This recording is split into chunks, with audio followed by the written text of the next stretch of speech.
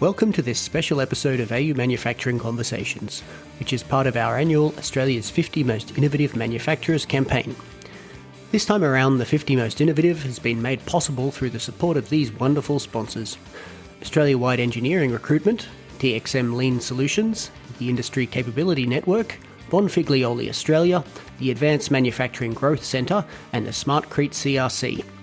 If you're interested in nominating, please see a link in the episode details. It's completely free to be a part of this campaign and always will be, and we'll be celebrating the announcement of the 50 Most Innovative list and the award winners at a special breakfast event on May 7 at Crown Melbourne during Australian Manufacturing Week. Now on with the show.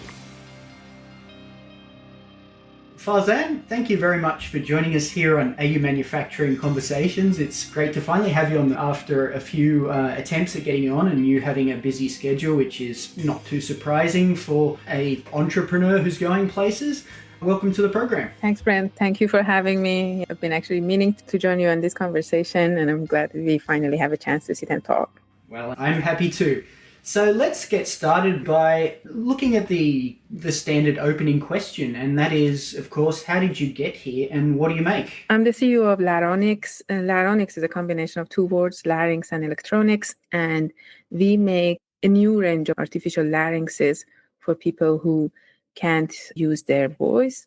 In this context, voice is the sound that your vocal fold is generating, so people who are users of our devices are not paralyzed. They can move their face and lip muscles, but they have lost the vocal fold function. There are over 10 million people with this condition globally. 500,000 are people who have lost their larynx because of throat cancer. Those are what we call laryngectomy people. More than 7 million people, neurological disorders, the main category of which is Parkinson's, who lose their voice over time. And more than 2 million people globally who go to ICUs and then as a result of a procedure called tracheostomy, lose their voice while they are admitted. And for all of these, the existing solutions are not optimal. That's a little bit about the problem you're addressing. I'd like to know about you, and I'm sure audience members are no different. Tell us a little bit about your career path, about how you came to live in Australia about a dozen or so years ago, I think it is, and what were you researching at the time? Okay, so my background, like my ambition starts from uni years when I wanted to change the world. As I grew up, I realized that changing the world is too ambitious. So I always had that thing in me to make a change. And I was a PhD student working on a research that was called Giving Voice to Voiceless People. And at some point, a patient emailed our group and sent us a very heartfelt message that I'm a singer and my voice is my life. And I'm going to a procedure that I'm going to lose my voice. Can you guys do anything for me? And the answer was not in 20 years. And it somehow kicked in that part of me that wanted to make a change. And it became I couldn't sleep for 3 nights and it became an obsession. I finished my PhD overseas, quite heartbroken because I couldn't solve the problem. And when I came to Australia in 2012, I came as someone who really loved to do this, but actually didn't know how. So I knocked on the doors of many universities, talked to some prominent people, and tried to introduce the research. And finally, I got funding to get to University of Sydney at the time. And 2 years after that, I went to University of Western Sydney. In University of Sydney, the thing that happened was I was more senior than a PhD student. So I could stand up and say, guys, I respect everything that you've been doing for 40 years, because for 40 years, this problem was not solved. But I think now it's the time to do something different. And that was the time that joining University of Western Sydney, I finally managed to invent a solution that works for these people. So you mentioned, and your website mentions, there's been no new technology really in over 40 years for the problem you're addressing. Why is that the way things have been? Is it just that it's a problem that people thought, it's too hard to do better? Or what's your explanation for that? It comes from two things. So first of all, human larynx is a complicated structure. It has 3 components in the bodywork: respiration, vocal folds, and signals from the brain. The combination of these 3 were so complicated, and the larynx was so much far inside the throat, we didn't know how we should simplify this problem. There was a solution called electrolarynx. It's invented more than 30 years ago, and it's an engineering solution. So everyone was working on that. And electrolarynx works on the function of asking a patient to control their voice all the time. What I discovered was actually people are not aware of how they control their voice. The micromanagement of their voice, they don't know. Like when you say Apple, you don't decide to turn off your voice, turn on your voice for A, turn it off for P, and then turn it on again. Brainstem does that. After, again, 6 years of being in this field of research, I realized that there is no point involving the user inside. You have to do it automatically.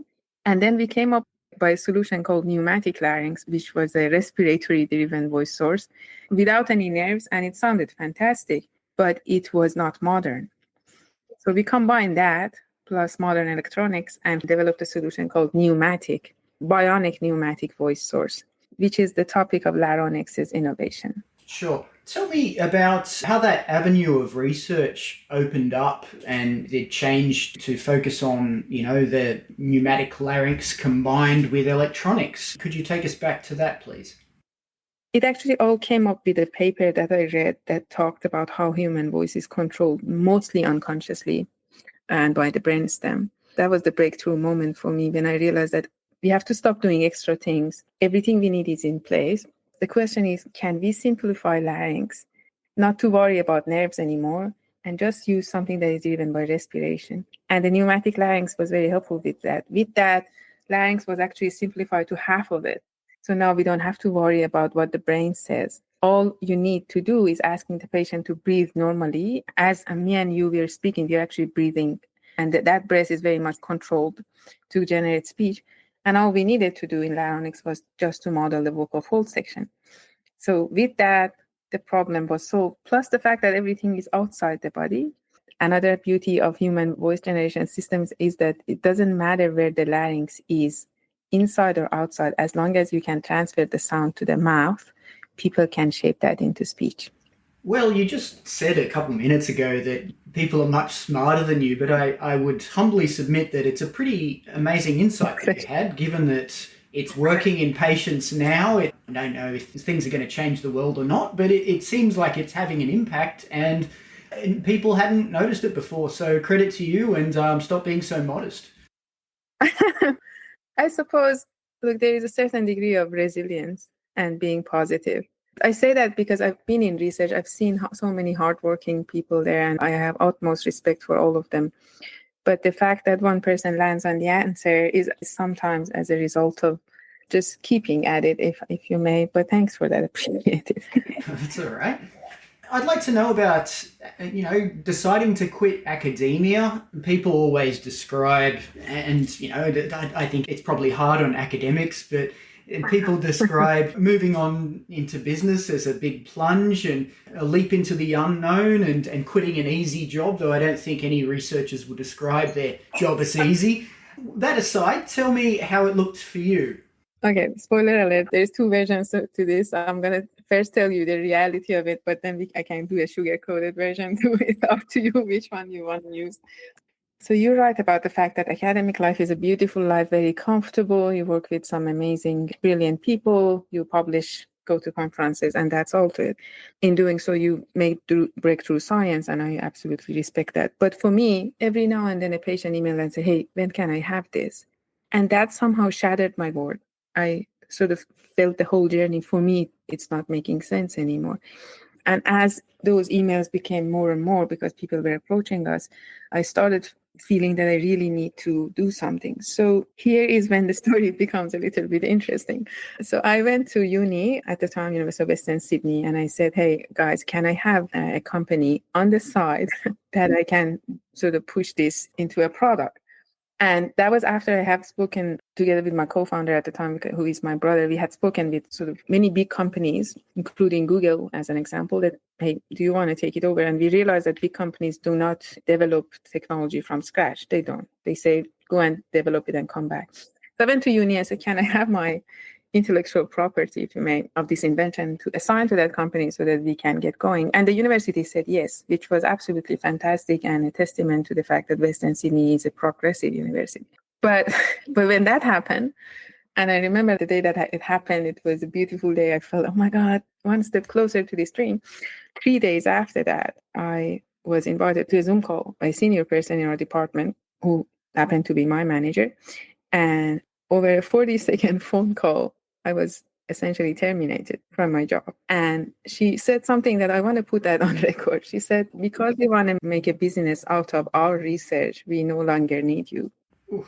That said, I mean, it's not a reflection of Westlands in the university. The whole of the university were very helpful. They helped me get my IP assigned and then move. I also didn't take it very personally because for me, it was an urge that I could not stop. Like if I was sort of supposed to choose between university and making this happen, my choice was made. But it was also unfortunate because that should not be the way. Like in many universities, spin outs, technology transfer, a research going to become impactful for people is celebrated.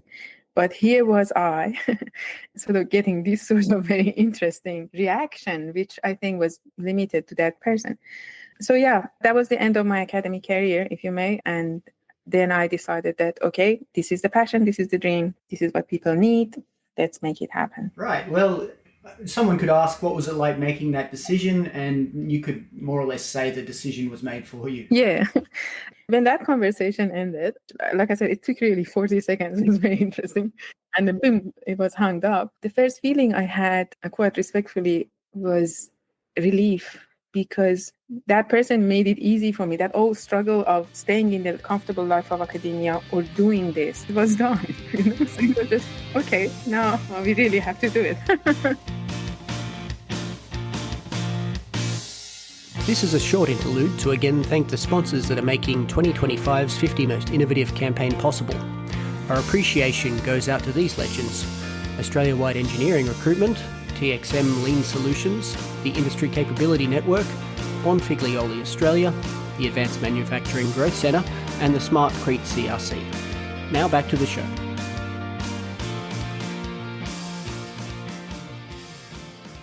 It's a little later than might be usual in an interview, but I'd like to know how Ava, your first product, works. Not everyone has the benefit of a degree in electrical or electronic engineering, so you may have to make it a little simpler than you might if you were talking to some of your more technical colleagues. Could you just give us a sense of how Ava works, please? Sure. So Laronix has two products, Ava and Mira. And I have to take one step back. And so we talked about respiration, larynx. We have ruled out the nerve. So respiration, larynx, and human vocal folds. These are the three systems at work. Our patients have respiration. The first group of patients, which we call laryngectomy or permanent voice loss people, they have respiration, they have face and lips, they just don't have the vocal folds. So AVA is a simulation of vocal folds outside the body. So the lung is there, the patient breathes it through the neck, which is fantastic for us because it means that we can connect this artificial larynx to airway. As they breathe out, the air goes through AVA. That synthetic vocal fold model generates voice from respiration, and there is a tube that goes to the mouth. With that, you can have male and female voices because the device is out of the body. And you can also have something that we are very proud of, 9 notes for singing. So AVA enables people to sing with 9 notes. That's our first product, AVA. Like I said, it has 147 users. For those of them who might listen to this chat, we are super delighted to have helped for a change in your lives, and that change makes our day as well. But then AVA, despite its strengths, and I have to say, like some world-leading centers, research centers in the world called, for example, Greater Baltimore Medical Center, have called AVA revolutionary, which we are very proud of. But AVA is limited to permanent voice loss. So we developed the second product called Mira.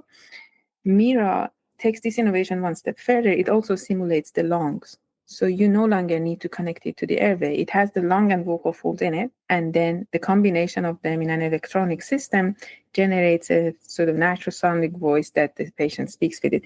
With that, Laronix targeted the wide community of voice loss people, far beyond permanent voice loss. And so we're talking about this for our 50 Most Innovative series. One of the things to do with innovation, and it's always the case, is that you make changes along the way in response to users, to people who might be, I don't know, academics or industry folk who have suggestions, and you think, okay, well, maybe that's worth changing. Is there something you would say about noteworthy changes you made to Ava along the way due to feedback? Oh, yeah. Look, obviously taking credit for a team. So one of the things that we, if I may say so quite humbly, we differentiate against many medical device companies in Australia, many innovative medical device companies in Australia, is that we have a very strong user focus. So we have a team that actively and consistently runs the device with patients.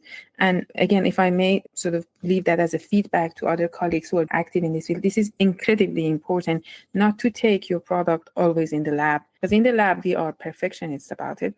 But when it goes to the user, a series of other issues are highlighted that we didn't think.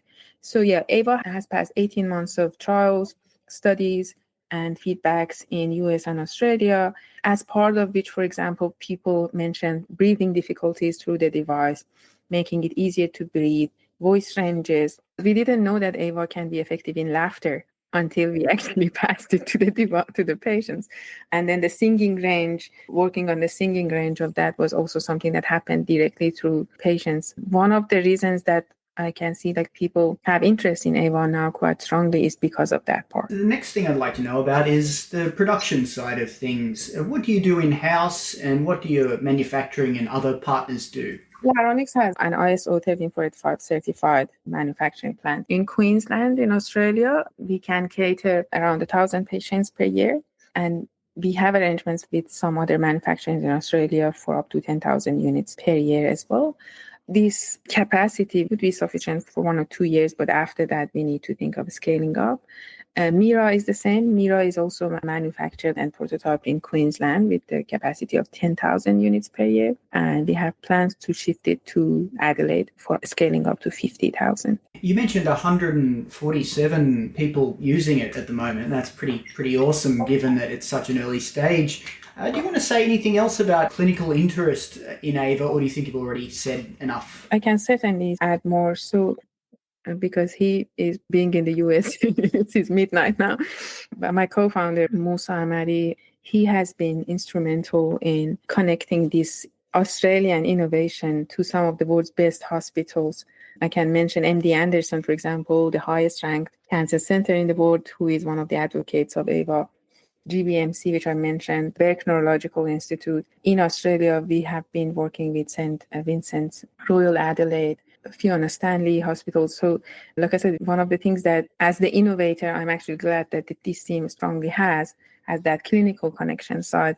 And there is a shout out to them who patiently it takes a lot of courage taking an early stage innovation like 2 years ago to all of these big names, and then sit with them and then show them the performance. The device, obviously, in early days was not perfect. So I appreciate the effort, but now we have come up with a product that is stable and functioning at a commercial level.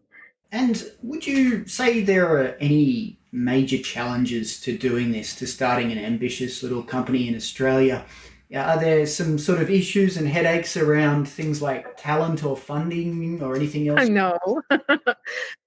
It's all very easy. Look, I have to be sort of cautious here because I'm, as you mentioned, like I'm a first generation immigrant and I've called Australia home. I am very grateful for many things that Australia has given me on a personal level, especially as a woman. But that said, as someone who cares about innovation, I think we need to make a fundamental change around supporting innovation when it's done.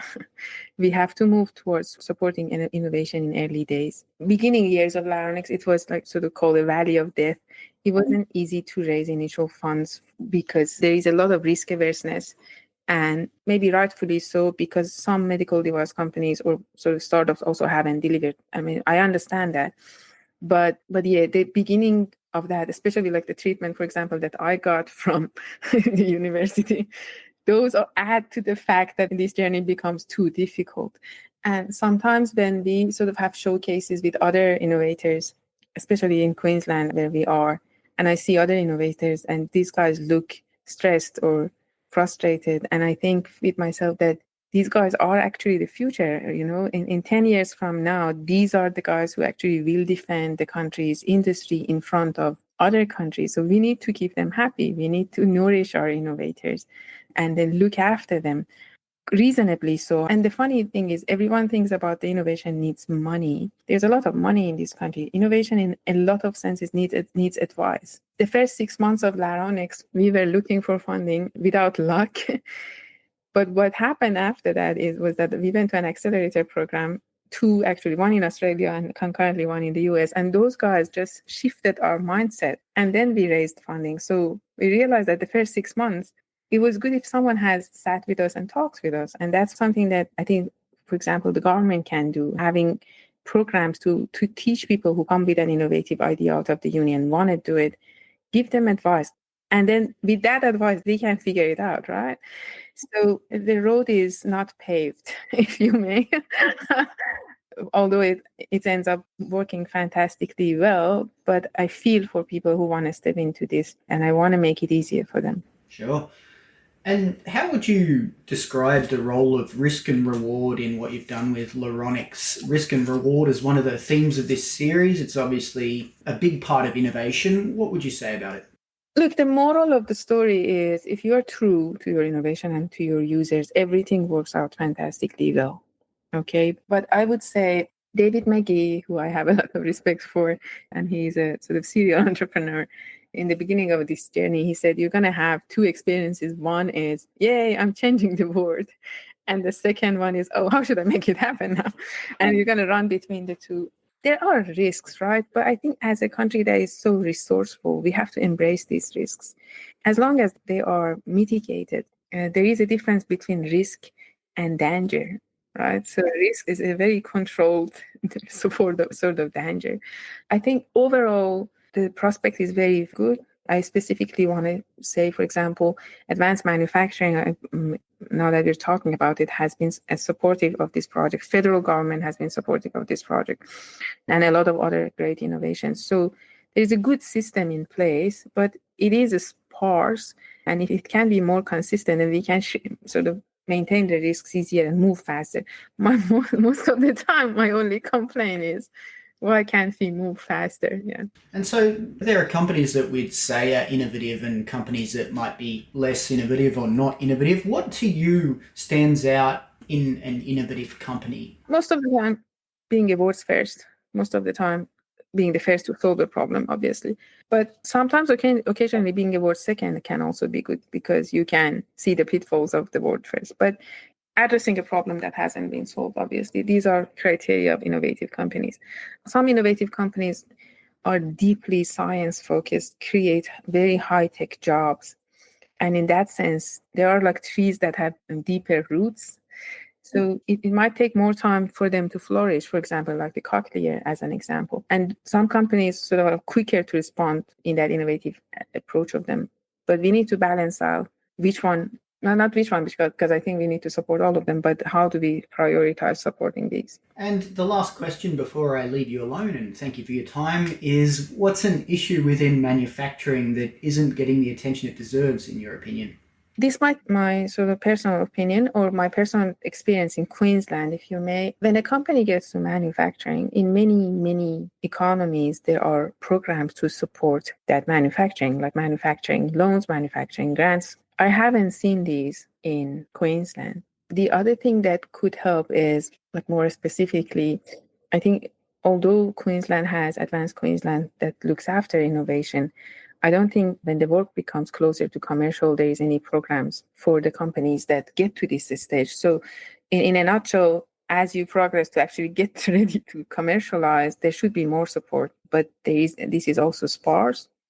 Personally, I think advanced manufacturing is a fantastic organization. I hope they get more budgets because I've seen people who are there really care about innovation, come from industry. So if we can sort of be a voice in that and pay back the support we have received, that would be awesome. Well, we're both friends of the Advanced Manufacturing Growth Centre, and long may their work continue. And I believe that's everything we have time for. So Farzaneh, it was great to finally speak to you for the podcast. Thank you so much for donating a little time out of your busy schedule. My pleasure, and thank you for constantly looking after us and other folks in innovation. Brent, we very much appreciate you. Oh, well, do our best.